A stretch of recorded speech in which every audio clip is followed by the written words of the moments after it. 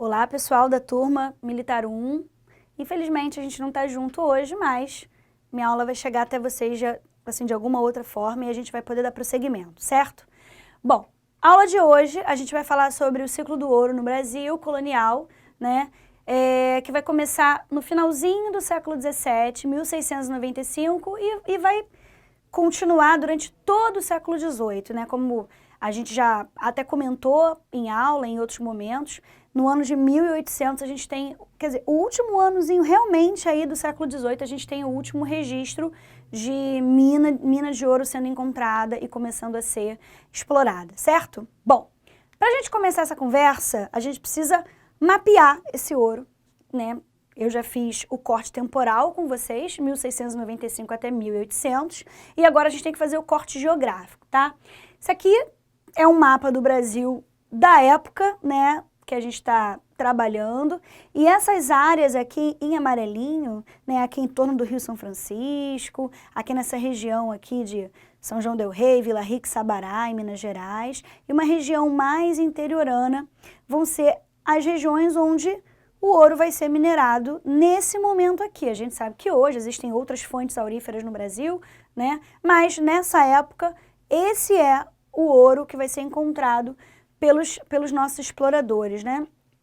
Bom, como eu falei para vocês, se concentrou nas áreas de Minas, Goiás e Mato Grosso, né? A mineração era basicamente de ouro e diamantes, tá? Iniciou-se nos últimos anos do século XVII, 1695, se prolongou durante todo o século XVIII até 1800.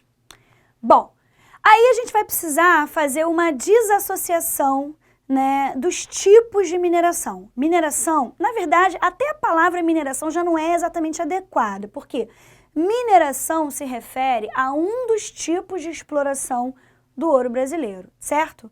A gente tem a mineração, que é o ouro de mina, daí a palavra é mineração, e a gente tem também o ouro superficial ou o ouro de aluvião. Como é que vai funcionar isso aqui?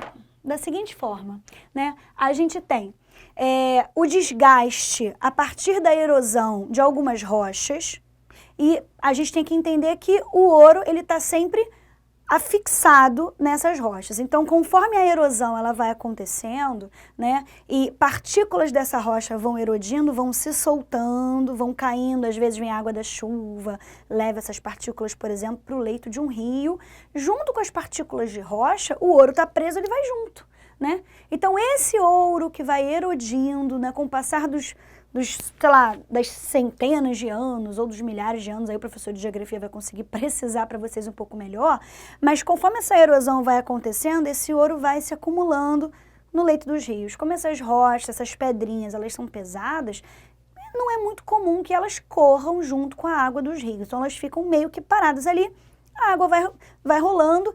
Por exemplo, se vocês já entraram em algum rio, vocês já perceberam que não é muito fácil você sair correndo, por exemplo, dentro de um rio, porque tem muitas pedrinhas, né? Então você anda assim devagar, aquilo ali machuca um pouco, né? Justamente por quê? Porque no leito dos rios é onde muitos fragmentos de rocha erodidos se acumulam. E o ouro estava presente ali. Esse é o ouro que a gente chama de aluvião ou ouro superficial, porque fica na superfície, a gente consegue enxergá-lo, né?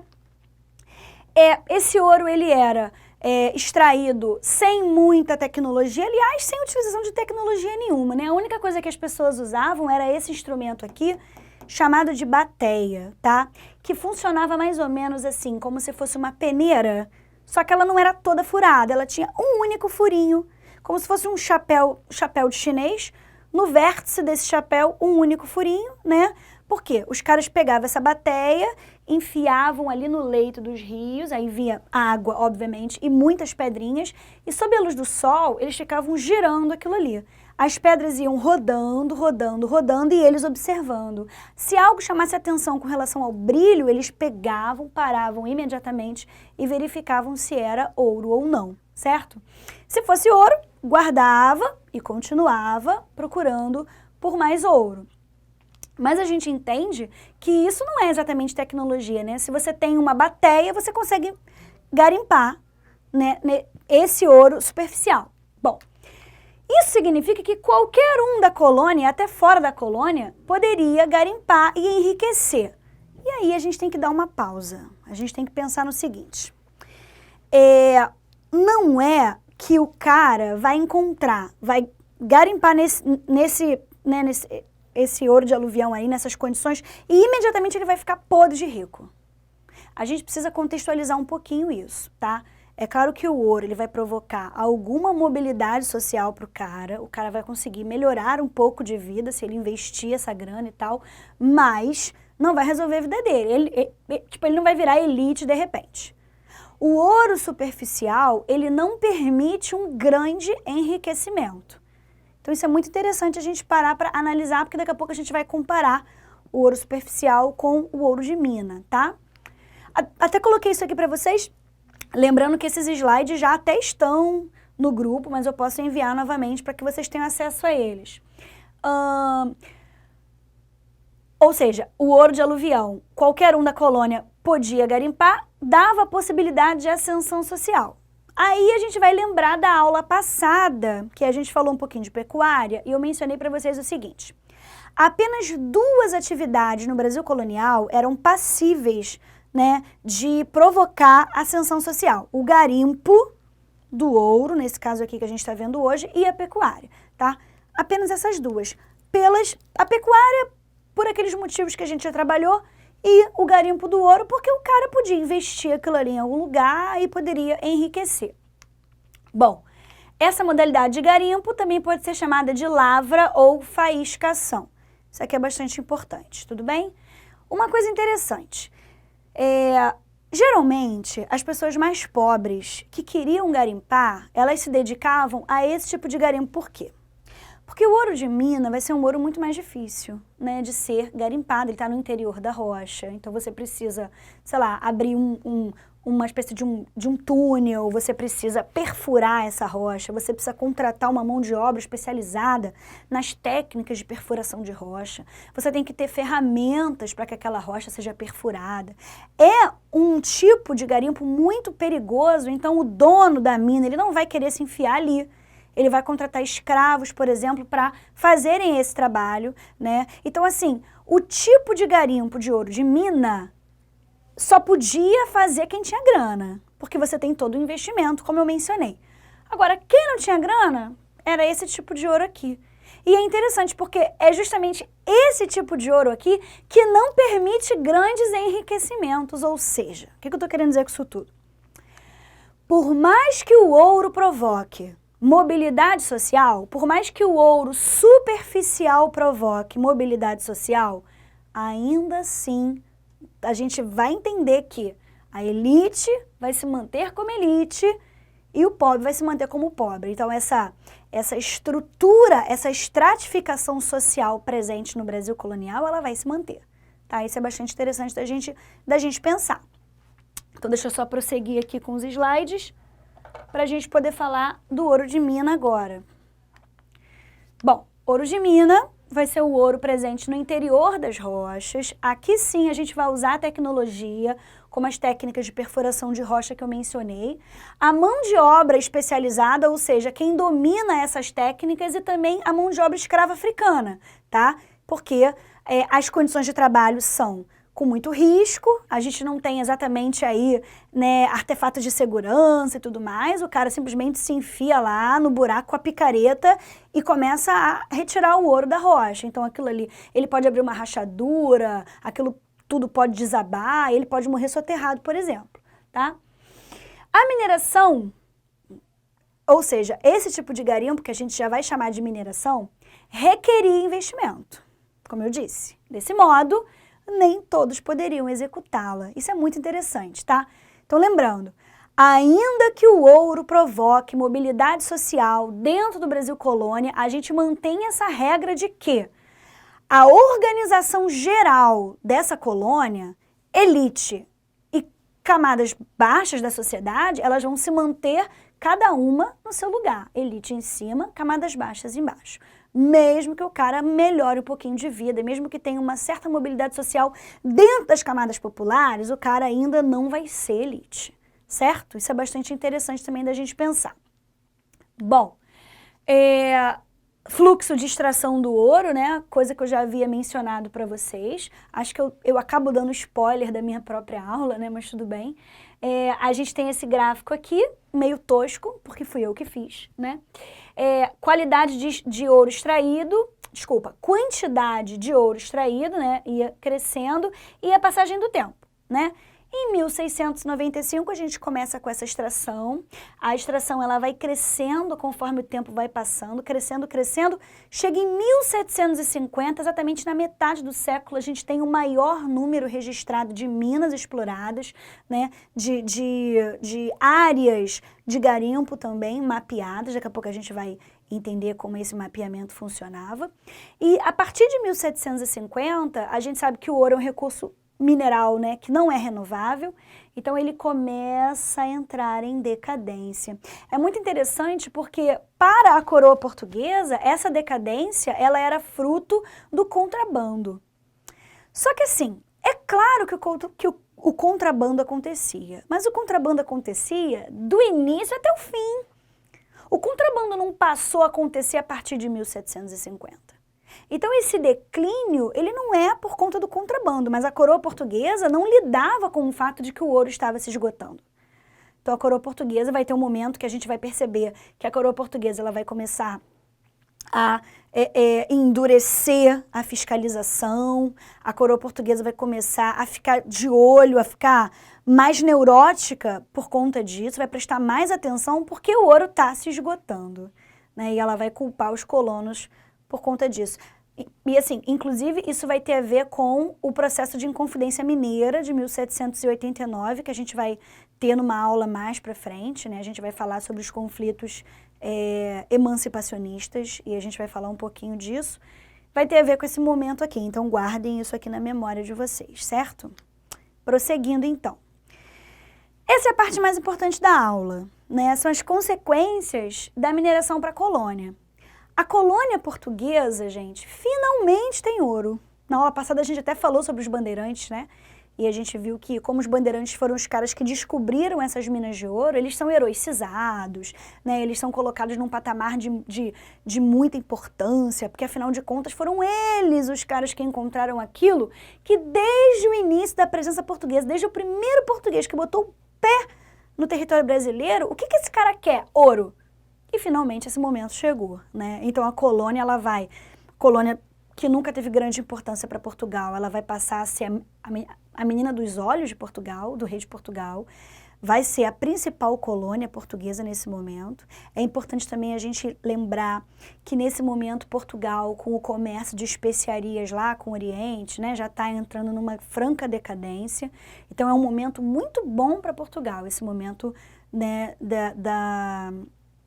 da exploração aurífera brasileira. Então, a relação Portugal-Brasil vai mudar completamente, tá? Primeira coisa, dentro da própria colônia, a gente observa um expressivo crescimento demográfico. Então, a quantidade de gente na colônia, pô, ela extrapola. Até porque a gente vai estar lidando com essa questão, né, da chamada corrida do ouro. Esse é um termo muito comum, utilizado toda vez, em toda a sociedade, em toda a época que a gente fala de pessoas migrando para regiões de mineração, tá? Isso é muito comum mesmo, assim. As pessoas, elas precisam melhorar de vida, querem enriquecer, etc. Saem de tudo que é lugar do globo e migram para aquela região. Então, o Brasil, quer dizer, o Brasil sim, mas aquela região aurífera, principalmente, recebeu uma quantidade de gente absurda, tá? Estrondosa. Então, a gente vai ter um mercado interno mais intenso, porque essas pessoas vão querer o quê? Essas pessoas vão querer consumir, vão precisar consumir, elas vivem aqui, né? Então, você vai ter uma série de outras atividades, né, crescendo. Se, por exemplo, eu disser que aqui em frente ao curso Supermódulos foi aberto um garimpo, foi aberta uma mina de ouro, vai vir gente de tudo que é lugar para minerar. Mas também vai vir gente de tudo que é lugar que de repente o cara não tem condição de minerar, ou o cara não quer, mas ele vai vir para cá para oferecer serviços para os garimpeiros. Por exemplo, o cara vai vir aqui botar uma carrocinha aqui de comida, porque o cara tá ali garimpando, mas uma hora ele vai ter que parar para se alimentar. Aí a outra pessoa aparece oferecendo, sei lá, estadia, abre uma pensão para a galera poder dormir, porque o cara tá garimpando, mas ele vai precisar dormir, né? Aí começa a chover. Aí vem uma pessoa vendendo, sei lá, capa de chuva. Ou seja, O ouro, ele não vai movimentar apenas quem lida diretamente com ele. Vai movimentar também pessoas em torno de quem lida diretamente com ele para oferecer serviços, né? Então a gente tem uma complexificação da sociedade e um processo de urbanização também. Então você percebe que aquela região ela vai crescendo, porque ela vai ganhando gente, vai ganhando serviço, vai ganhando estrutura para comportar essas pessoas. Então a gente chama isso de urbanização, rede de comércio, etc. E a sociedade vai ficando mais complexa, vai ganhando mais níveis sociais. Então, por exemplo, o cara que era muito pobre, de repente fica menos pobre porque ele encontrou ouro. Né? O cara que é elite, ele enriquece, vira uma elite mais elaborada, porque ele encontrou ouro, né? Então essa sociedade ela ganha mais níveis, ela não é só mais rica e pobre, né? Ela vai ganhando mais estrutura. Bom, o eixo econômico vai mudar, porque até então, por conta da economia açucareira, o Nordeste era o principal eixo econômico da colônia. A partir de agora, o Sudeste vai ser mais importante, né? Inclusive, tem algumas questões que trabalham, assim, com textos de época. E aí, os portugueses dizem assim, o Sul, agora, o Sul da colônia Brasil, agora, é o eixo mais importante. Aí a gente, hoje, a gente pensa no Brasil, e quando a gente pensa no Sul, a gente pensa no Rio Grande do Sul, Paraná, Santa Catarina. Só que essas regiões ainda não existiam, ou ainda não eram foco, né, para Portugal. Então, quando o cara lá da colônia, o cara lá da metrópole fala o sul do Brasil, ele está falando o seguinte, o cara estava na região Nordeste, foi para baixo, caminhou em direção ao sul. Então, ele vai chamar o nosso Sudeste de sul em alguns momentos. Então, muito cuidado. Se for um texto de época e o cara estiver falando sul, principalmente nesse contexto de ciclo do ouro, ele está falando da região Sudeste. Porque a colonização caminhou em direção ao sul, desceu, estava no Nordeste e desceu, né? Economia açucareira, economia mineradora, mais abaixo, tá? Mas, para nossa concepção geográfica hoje, a gente já, obviamente, vai chamar de Sudeste, né? Então, o eixo econômico, que era nordestino, passou para o Sudeste da colônia por conta do ouro, né? O eixo político vai mudar também, e isso é uma discussão um pouco mais complexa, porque assim, desde a criação do governo geral em 1549, a capital da colônia era a capitania da Baía de Todos os Santos, era Salvador, né? O que vai acontecer? Se Salvador é a capital, o porto de Salvador é o mais bem protegido, é o melhor protegido. O porto de Salvador ele vai receber um número de fiscalização maior, ele vai ter mais investimento. Só que, se você pega o ouro da região mineradora, que se concentrava em Minas Gerais, por exemplo, e esse ouro, para ir para Portugal, esse ouro vai até Salvador, cara, o caminho era muito longo. Então, a possibilidade desse ouro ser saqueado no meio do caminho, desses cavalos e outros animais, às vezes até bovinos, levando, né, essas sacas de ouro, essas caixas de ouro até o porto, cara, isso era muito fácil de alguém chegar, roubar e tal. Então, o trajeto até o porto deveria ser menor. E qual era o porto brasileiro mais próximo da região mineradora? O porto do Rio de Janeiro. Só que, o que era o Rio de Janeiro? Era nada, era zero. Rio de Janeiro, ele não tinha nenhuma atividade assim muito lucrativa. A gente até tem um pouco de cana-de-açúcar, mas não se compara e tal.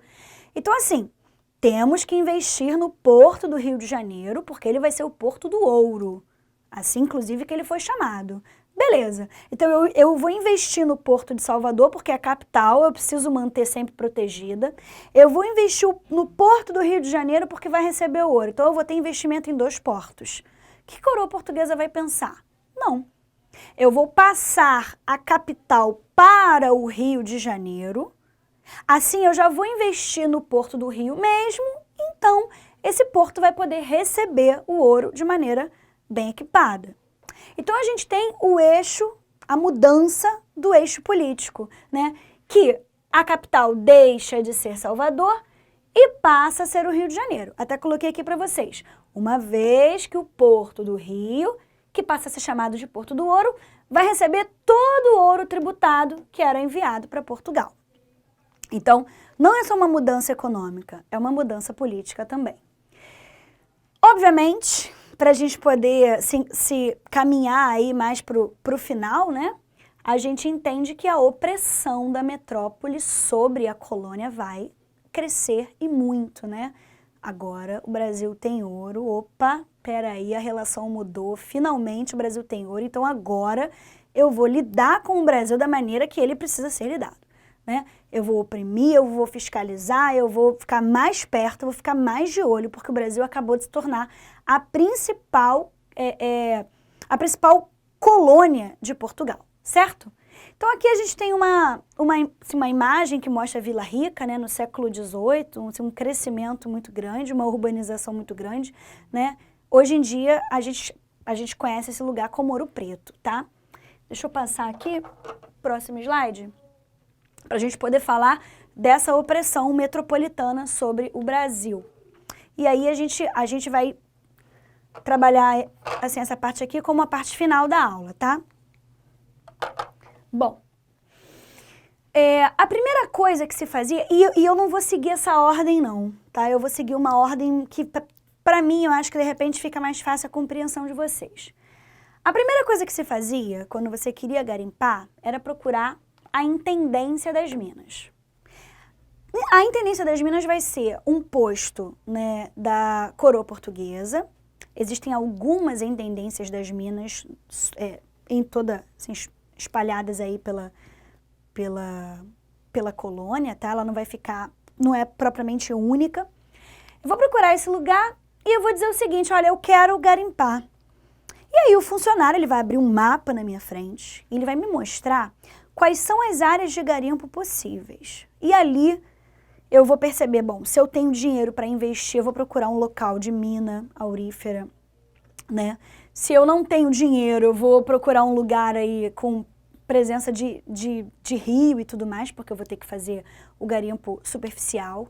Ou, muitas vezes, eu contrato um bandeirante para descobrir para mim onde tem ouro e já chego na intendência das minas com um local definido, né?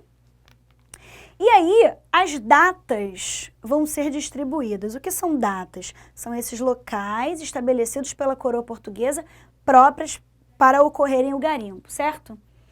Aí depois eu já tenho o meu local, tá lá registrado no meu nome, tudo certinho, né? E aí eu vou procurar a minha região, eu vou fazer o meu garimpo, etc. E depois eu vou ter que aparecer nas casas de fundição. Por isso que eu falei que eu ia pular. Nas casas de fundição. As casas de fundição vão ser os locais onde eu vou entregar todo o ouro que eu garimpei e lá esse ouro vai ser quintado, ou seja, o imposto sobre o ouro vai ser cobrado. O nome desse imposto é o quinto. Por quê? Porque ele correspondia à quinta parte, ou seja, a 20% de todo o ouro arrecadado. Esse imposto era cobrado e ia para as mãos do rei de Portugal. Nas casas de fundição, com o ouro já quintado, quer dizer, o ouro já quintado, ele era fundido e selado, ou seja, ele é resfriado e transformado numa linguetinha, tipo uma barrinha de ouro, né? Tipo essa que a gente tem aqui nessa fotografia. E aí esse ouro já fundido, ele vai receber o selo da coroa portuguesa. Então, se você for pego transitando pela colônia ou, de repente, tentando realizar alguma atividade comercial, utilizando um ouro que não está fundido e nem selado, significa que esse ouro é ilegal. Por quê? Porque você não pagou o quinto.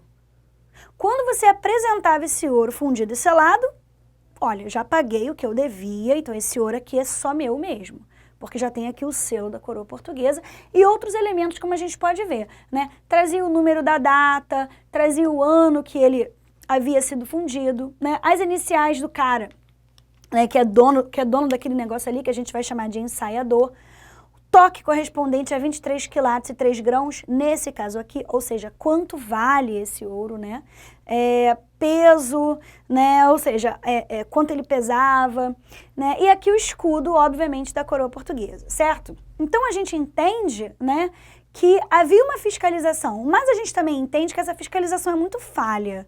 Porque era muito fácil você fazer comércio com ouro sem que sem que ele fosse fundido e selado, né? O território brasileiro era muito vasto, você podia esconder ouro em diversas, assim, tipo, em diversos objetos, né? Era muito comum também as pessoas, porque as procissões aconteciam direto no Brasil, então era muito comum que as pessoas escondessem em santinhos de madeira, que eram ocos por dentro, daí aquela expressão que todo mundo conhece, o santo do pau oco, né? Que era justamente para você levar o ouro de um lugar para o outro lugar, sem ninguém perceber. Então, se alguém te parasse para te revistar, não ia encontrar ouro nenhum com você. Claro, estava escondido no seu santinho de madeira, enfim.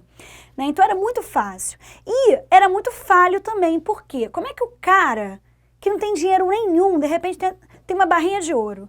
O cara vai, sei lá, vai fazer comércio com aquele troço, vai comprar alguma coisa com aquela barrinha de ouro. Como é que você dá troco numa barra de ouro? Então, assim, o comércio ficava muito prejudicado também. Mas o rei de Portugal não está interessado nisso aí. Ele não quer facilitar a vida do colono. Ele quer garantir, de repente, o máximo que ele puder daquele ouro não ser o quê?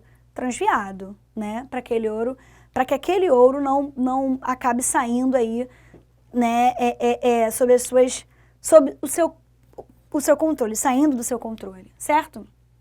E aí, por conta disso, né, por conta de tanto desvio aurífero, né, e se a gente pensar lá naquele gráfico, né, o rei ele tá achando que aquele ouro ele tá deixando de ser garimpado. Quer dizer, deixando de ser garimpado não, está deixando de passar pelas casas de fundição porque está sendo contrabandeado, que é criado um imposto chamado derrama, tá? Esse imposto, ele é criado por um cara que é primeiro-ministro, né, de Portugal, aí na segunda metade do século XVIII. Ele é o primeiro-ministro de Portugal e no governo do rei Dom José I, que é um cara chamado Marquês de Pombal. O Marquês de Pombal, ele faz uma administração muito dura, né? Muito severa. E quando ele cria esse imposto que a gente vai falar agora, que é a derrama, esse vai ser o imposto mais duro de todos os impostos que já foram criados dentro da administração do Brasil colonial. No entanto, esse imposto nunca foi colocado em prática. Então, ele foi criado com uma ideia de, como eu posso dizer, ameaça, né? Tentando ameaçar os brasileiros e os outros colonos a não contrabandearem o ouro. O que esse imposto estabelecia? Bom, se o ouro que aparecesse nas casas de fundição, ele fosse em quantidade menor ou igual ao ano anterior, o dono daquela mina, daquele garimpo, daquela data, né, o responsável por aquele ouro ali, poderia ter, na verdade, né, sua casa invadida pela coroa portuguesa, seus bens tomados e leiloados, até que esse leilão pudesse suprir aquela quantidade de capital correspondente ao ouro que ele teria deixado de entregar nas casas de fundição. Só que, gente, o ouro estava acabando, então era óbvio que a partir de 1750 as casas de fundição vão receber uma quantidade menor de ouro. E por isso que o Marquês de Pombal acaba criando a derrama, para tentar impedir, né? E ele usava a derrama como uma grande ameaça, mas sabendo que era algo muito grave e que poderia incitar alguma revolta, né, ele acabou não colocando em prática. Na verdade, a derrama ela vai ser quase colocada em prática em 1789. E isso vai ter a ver com a Inconfidência Mineira, né? Quando o responsável pela derrama chegar aqui no Brasil e perceber que, na verdade, não é exatamente o contrabando, mas que o ouro está de fato se esgotando, ele vai suspender a derrama e a derrama não vai acontecer, mas quase vai, entendeu? Então vai ser um momento que ela vai quase, de fato, ser impugnada aqui no Brasil. Bom, né? Então, muito importante vocês conhecerem, né, esses impostos, né, e, na verdade, esses estabelecimentos, né, governamentais portugueses, como no caso da intendência e das casas de fundição, né, vocês precisam ir para a prova com isso aqui na cabeça, assim, isso é muito importante, porque às vezes na questão eles acabam trocando, eles falam da função da intendência das minas, mas diz que o nome é casa de fundição, então às vezes são umas coisas bobas, assim, que a gente deixa passar. Bom, com isso a gente termina essa aula, né, sobre economia mineradora brasileira, espero que vocês tenham gostado, qualquer dúvida tô lá no grupo, tá? E mais tarde eu vou sinalizar alguns exercícios para que vocês possam fazer. Não deixem de colocar, por favor, o nome de vocês aqui embaixo, para vocês dizerem que, olha, tô aqui assistir a aula, essa é a sua presença, é assim que a gente vai registrar a presença de vocês nesse momento aí difícil, né, que a gente está vivendo. Tudo bem? Até a próxima aula, pessoal!